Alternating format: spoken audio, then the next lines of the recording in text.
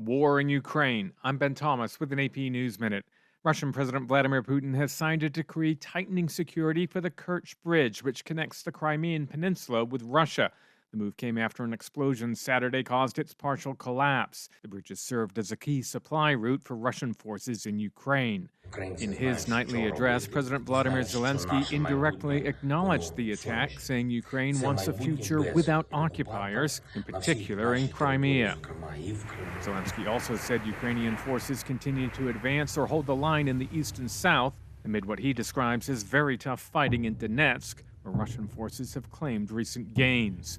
South Korea says North Korea has fired 2 ballistic missiles towards its eastern waters. The latest barrage comes a day after the North warned deployment of a U.S. aircraft carrier near the Korean peninsula was inflaming regional tensions.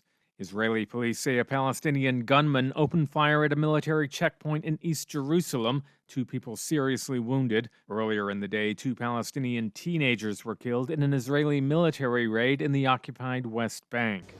And in Thailand, families continue to grieve after a massacre at a daycare center that left 36 people dead, including 24 children. Karen Shamas has more. Tukta Wansila sobs in her father's arms as she thinks of how her little girl died. She didn't close her eyes. Tukta's husband collapsed after seeing his 4-year-old daughter's body. He was taken to hospital. This was a common sight. Some parents and relatives lay on the floor outside a local temple after fainting from the horror of the event. Tuksila remembers her daughter, known as Play Fon. At night time, she always said, "I wanted to sleep with Mummy. These are the words I heard every night, but I missed those words last night." I'm Karen Chamas. And I'm Ben Thomas, AP News.